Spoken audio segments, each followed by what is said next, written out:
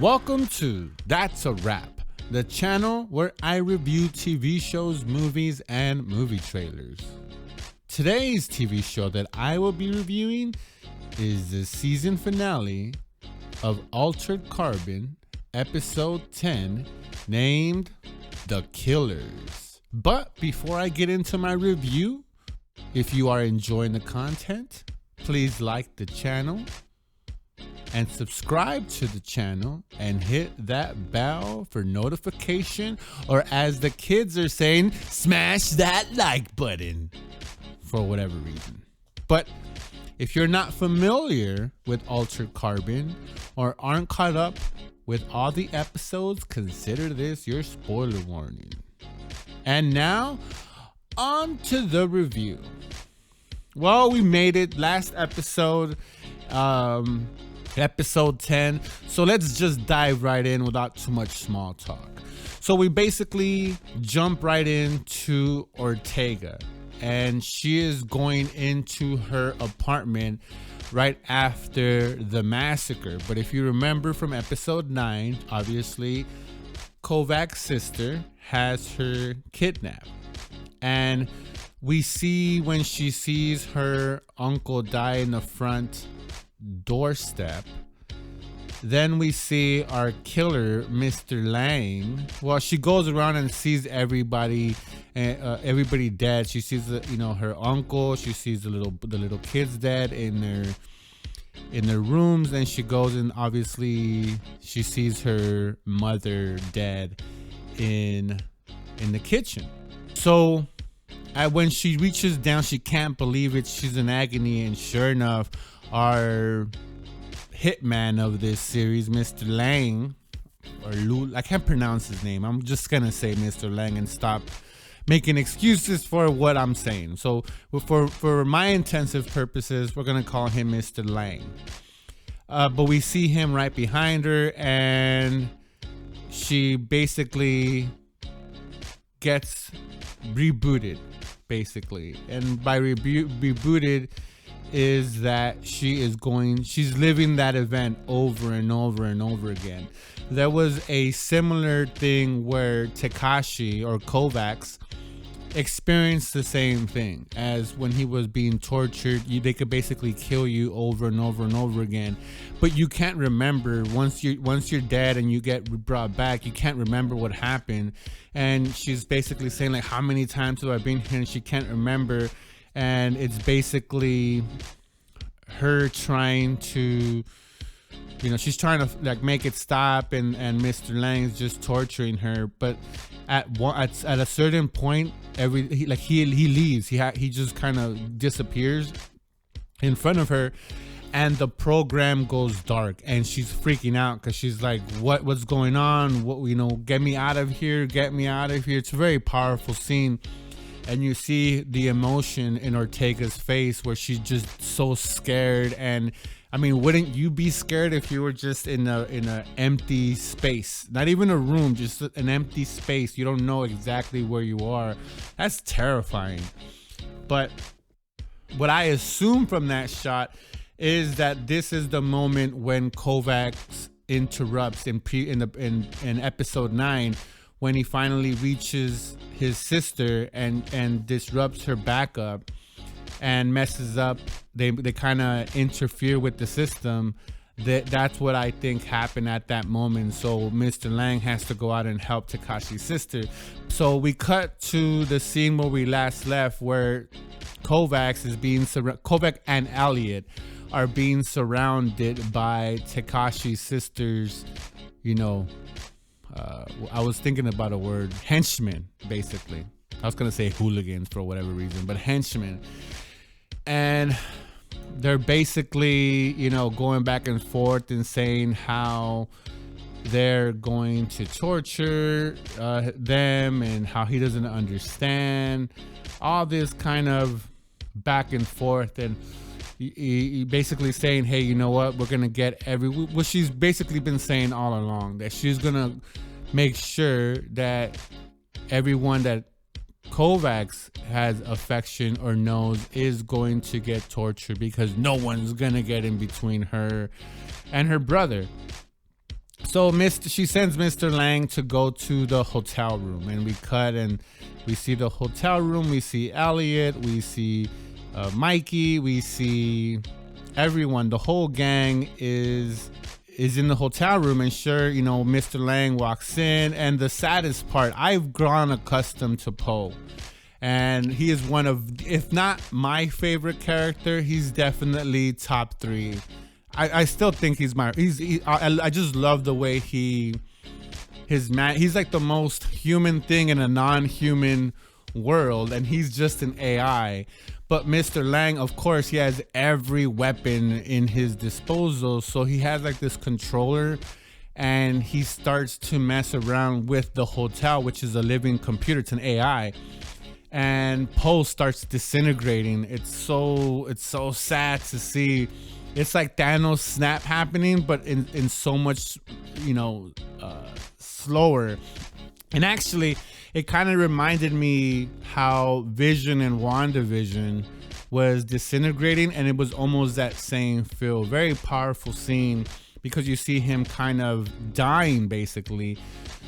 So Poe at this time, he goes inside to Elliots' daughter. Now, I haven't brought this up because it comes into fruition now. So I've mentioned in prior episodes about Elises' sister, how something traumatic happened to her. She was raped, beaten, and murdered. And in the earlier episodes of this season, Tekashi or Kovacs, hashes a deal with Elliot to help his daughter as long as he takes care of him and watches his back, takes care of his 6. And throughout the episodes, she's been showing progress. She's been getting better. And he's been teaching her how to self-defense, how to take control of her fears and not let those fears overcome her. And throughout that, she's gotten better and better. And in the last episode, again, I didn't bring it up because I didn't really think it was necessary until I saw this one. Then I was like, maybe I should have brought it earlier.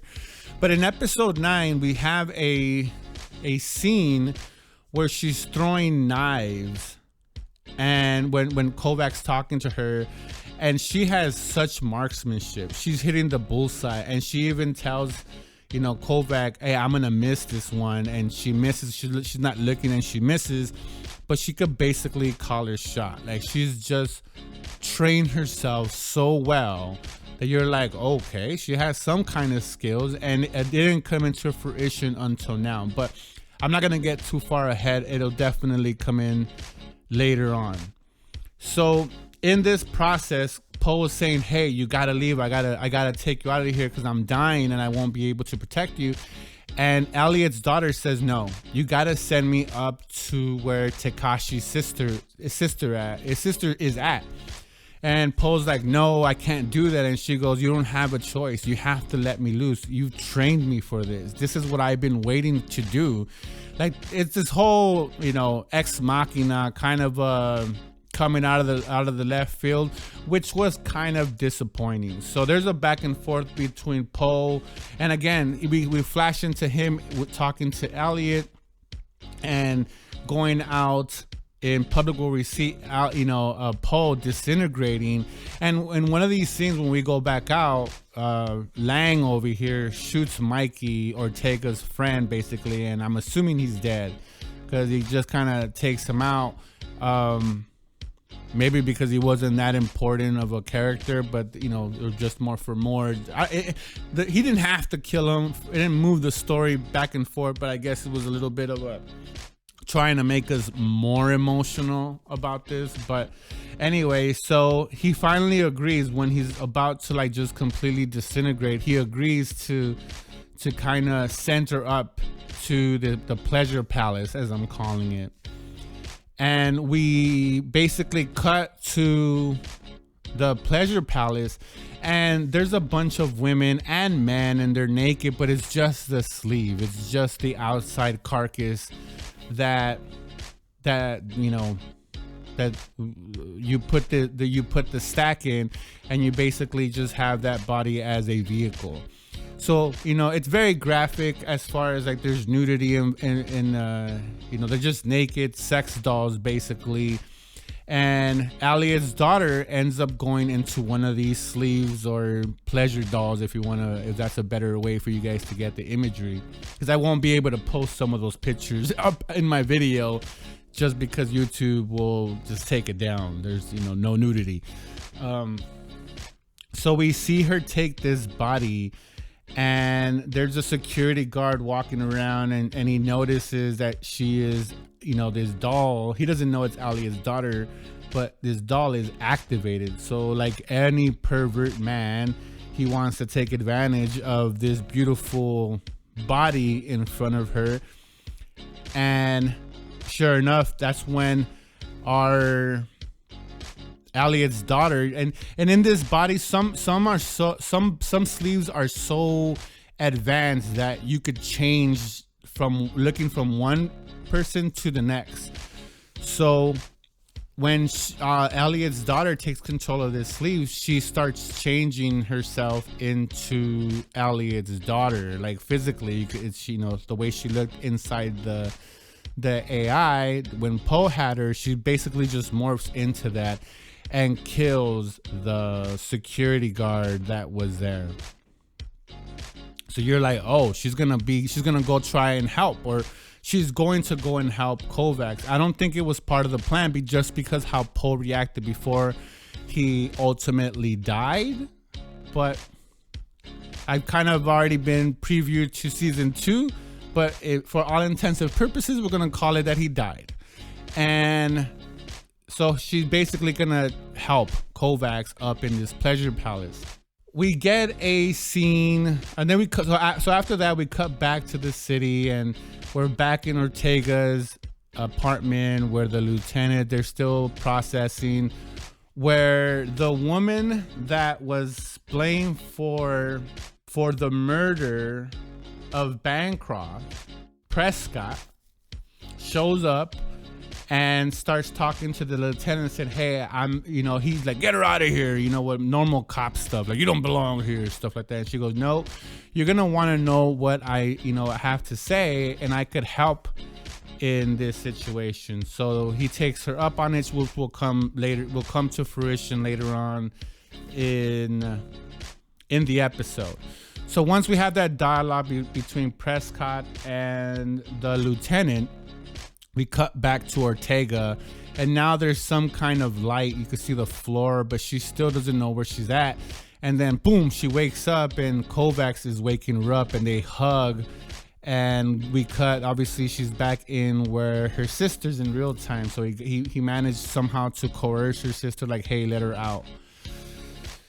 So she does, and when she's takes her off, she's saying, oh, here you go, I'm gonna have you kill them, because he hands Kovacs a gun, and she goes, oh, I'm glad that you got her out, but now you're gonna have to kill them. And we see her henchmen bring in Elliot, his wife, just everyone that was down there. They bring him up, and she goes, you're gonna have to kill Elliot, his wife, or Ortega, or we're gonna take him out. And he tries to destroy his stack, like the gun that he gave him. He basically points it at his stack in his neck, and he pulls the trigger, but there's no gun. And Kovacs' sister goes, what, you think I'm dumb enough to give you a loaded gun, knowing who you are? So she basically knew that, hey, I know how you work, so why would I give you a loaded gun? But I wanted just to see. And she even has a little dialogue where she was like, you would kill yourself for them, like, they're beneath her, beneath both of them. And she goes, well, you'll kill yourself for them. So that scene was all right, as far as the dialogue. Kind of went on too much for my taste, but anyway, so she basically puts Kovacs in a position where, hey, you're gonna have to kill them, and once you kill them and enough time goes by, you'll forget about them and you'll get over it. So like, nonchalant, callous, and cold-blooded basically is Tekashi's sister. So throughout, when all this is happening, Elliots' daughter is basically going John Wick on everyone in the pleasure palace. She's destroying, killing everybody.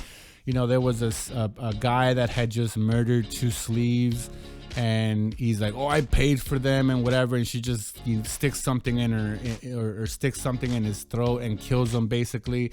So she's clearing out she's cleaning house while all this dialogue is going back. Then we switch back to to Kovac and her sister, and they're basically just going back. We're going to the they're talking, her disclosing her plan and what she wants them to do. And we're cutting back to Elliots' daughter basically going John Wick on everyone, like I said. So I'm gonna skip ahead a little bit to the stuff that's relevant. So at some point, Elliots' daughter gets to a point where she's intervened with this, and all hell breaks loose. They see an opening, and Kovacs and Ortega and they seize the moment and manage to escape and kill the Tekashi sisters' henchmen. And then I called it in earlier episodes when she revealed herself to be Tekashi's sister. I'm like, there's gonna come a point where Kovac or Tekashi's gonna have to fight his sister, and sure enough, that's what we have. So we have basically the Tekashi siblings fighting each other while we have Mr. Lang and Ortega dueling it out in the outside. And we have this epic battle. I really did enjoy the choreography between both fighting scenes. Whoever the choreographer was for those fight scenes, hats off to you. That was really good. Not a bunch of cuts. There was actual fighting months of fighting and preparation for these scenes, and you could definitely tell. I thought it was very, very well executed. And it was almost the same thing, where Kovacs being handled and Ortega are being handled. At some point, they start turning it around, and both at the same time, which was kind of cheesy. There's no way that two different fights will have a turning point at the exact same time. And I get it. It's just the way the story is being told. But it was very, I could have done without it. But so they end up both gaining the upper hand, where we have Lang. And when Ortega got the upper hand on Lang, I'm pretty sure everyone was feeling the same way I was. I was like, yeah, kill him now. And that's just the same thing. And it was so dope. Oh, but before she kills him, because she does kill him, where Prescott was telling the lieutenant, they show up at this moment and kind of have her back, and that's how she ultimately gets full control over Lang. And she gets this little device that almost killed her in the elevator scene, and she basically just does it and puts it right behind where his stack is at and destroys it, which was so dope. I was like, that was just so satisfying. That actor that played Lang, that hitman, hats off to him. He made me hate him. Almost not full Joffrey extent and not full Hayward from WandaVision, but he got really annoying really quick, and he started rubbing me the wrong way just because he portrayed that, no, I don't care about life, and I'm here for one purpose only, and that's to fulfill my mission. And that actor though played it good. Hats off to him. He played that role really good. I really genuinely hated that guy. So when she killed him, I was like, yes, finally. But so after she kills him, Ortega obviously cares about Kovac and she wants to help him, and she goes, what's going on? And let me in. And in these moments, we cut back into the Tekashi siblings, find it out. And Tekashi's sister gets the upper hand and has a gun. And at this moment, Kovacs has a flash, not a flashback, but throughout the series, you notice that in certain areas, Goldsberry's character pops up and he has dialogue with her. Something in his memory, just how much he cares about her. But he manages to kind of get close to her, kind of like almost using logic, oh, why would you do this? And there's this, he gets close enough to get the upper hand and kills his sister. So Ortega on the outside hears the stuff. She thinks the worst, that Kovacs been killed. So she starts banging on the door like, Kovac, answer me, Kovac. And he does answer her, but he's basically on the floor holding his sister as she's dead. And he's crying. I mean, that would kill someone, no matter how horrible your sister is, if you have great memories like they did. He tried to defend her. He tried to protect her. Yes, I know there was 250 years gap in between there, but he still remembers her as her sister. And the actor that plays Kovacs, I didn't like him in Suicide Squad, and that's where I knew him from, honestly, from the first time I ever saw him as an actor, and I didn't like his acting. And in the beginning, in the first 3 episodes of this series, it reminded me a lot of that kind of acting, and I wasn't feeling his acting.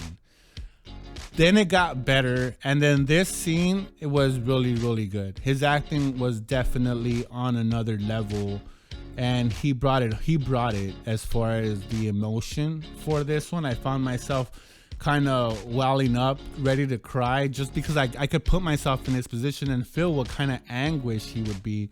So throughout this moment, the whole plan was to destroy this whole palace, to make sure that once they took control over it, they were going to destroy all of this. This pleasure dome where his sister was at. And Kovacs says, you know what, I'm gonna go down with my sister. And Ortega's like, no, come out. And he basically tells her like, go. And obviously the lieutenant grabs Ortega, and they have to leave with Elliot and his wife and get out of there before this thing just self-destruct, because Elliot and his daughter and his wife all like kind of deactivated the motors at a certain point so that it could fall out of the sky, because it was up on the upper atmosphere. So they cut all the engines, and they only had a certain amount of time before it started going down to Earth. So they were running out of time, and Kovacs says, hey, get out of here, I'm going down with it. And like I said, the lieutenant grabs Ortega, and they get the hell out of there, and they escape.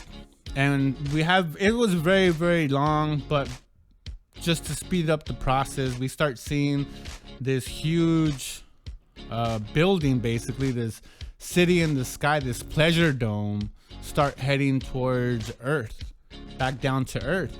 And it crashes, and we have this great scene though when it crashes next to a bridge. I really enjoyed that scene.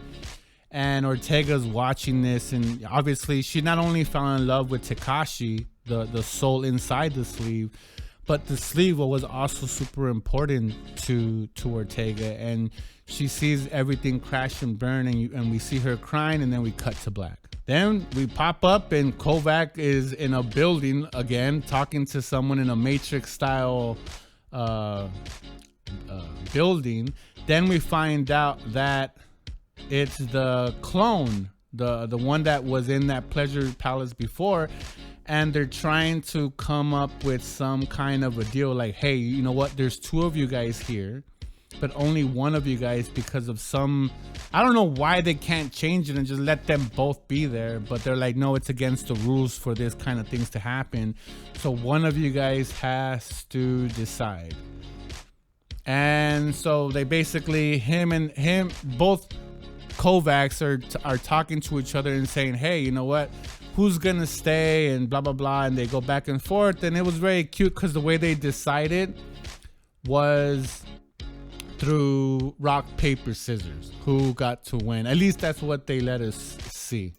So at this moment, the actor or Kovacs is basically overlaying dialogue about what they accomplished and what needed to be done. Basically, just how having the moral, a moral compass, basically.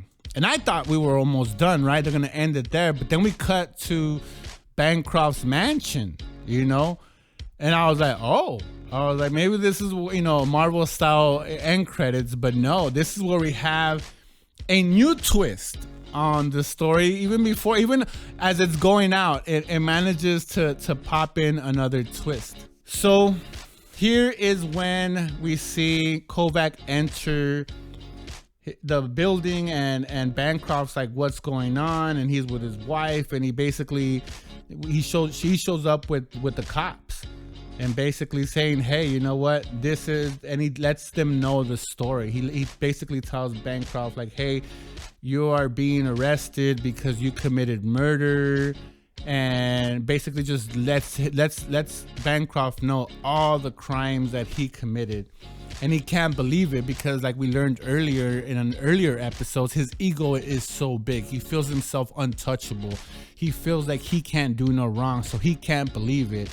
And once he's doing this, we're like, okay, but then we see Elliot, his wife, and the daughter come in, and you're like, oh, they're about to lay the whole bomb on this, and everyone's going down. And she basically tells them that she got pregnant from Bancroft, and she went up there to tell Bancroft like, hey, I'm gonna have your baby. And Bancroft's wife ended up like literally kicking the baby to death and killing Elliot and the baby. Like, we see her just kicking her in her stomach just over and over and over again, and is basically telling him, and she admits it. She goes, oh, you know, I offered her money, I offered her everything to just make it go away, but she didn't. Kind of speaking like, hey, you know what, if someone wants to keep a pregnancy, it doesn't matter, they're gonna keep it. You can't do anything about it. And just like the rich, they feel like they could do whatever they want, and she kills them. So then we find out that not only Bancroft gets charged with murder, so does his wife. And they have this moment. So obviously I was wrong. I thought that she was re-sleeved as the daughter I have to go rewatch that episode, but obviously I was wrong. So we have this whole dialogue, you know, or basically both of them are guilty, and they're gonna go spend the rest of their lives in jail, or at least that's what I'm assuming. And Kovac looks satisfied, like he's finally at ease because he managed to take down somebody, a major, you know, crime cartel, if you want to take it, with people thought above the law. So it seems like a little bit of justice happening.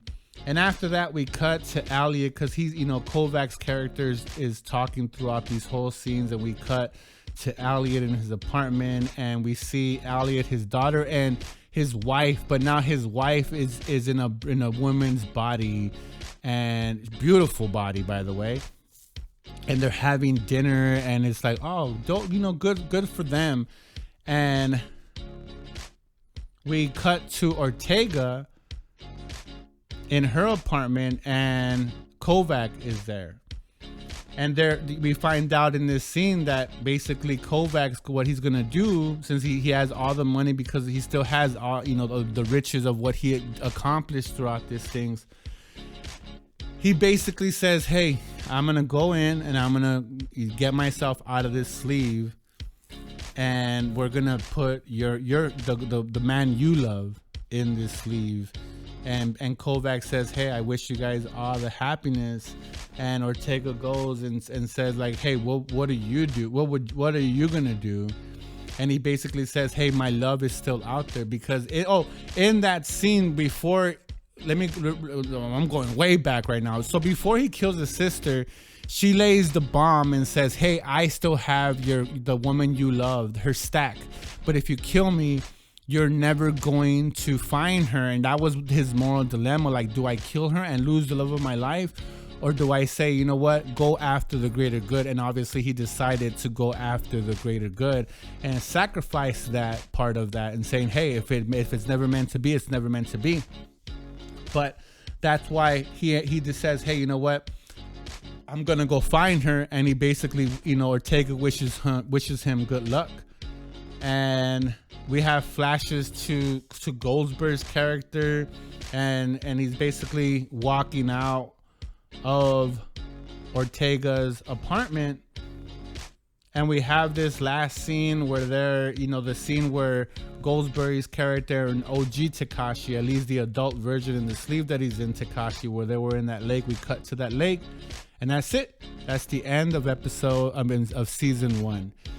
I'm gonna do a recap of the full season in my next upcoming video, just to the overall overview of the season and what my thoughts were overall. But for the last episode, it was a little bit anticlimactic, but I did enjoy it. There was a lot of loose ends that weren't completed, basically. But I still left watching. When I watched it, I still felt satisfied. But there was a lot of loose ends that I'm like, a lot of this stuff didn't make sense in the earlier episodes, but it didn't diminish my enjoyment of the episode. So let me know what you guys thought about this episode 10. Did you guys enjoy it? Could you guys follow along? Did you guys find the ending enjoyable? Did you guys feel fulfilled? Like, hey, okay, this is a nice conclusion to this episode. If there was to the series, not just the season, if there wasn't gonna be a season 2, would you guys be okay with that ending? I don't think a lot of people will or would have, but maybe I'm in the minority. But I found it enjoyable and I liked it for the most part. If it ended and there was no season 2, I would be okay with that ending. I would have a lot of questions, but I would be okay. So let me know your thoughts in the comments. And like always, that's a wrap.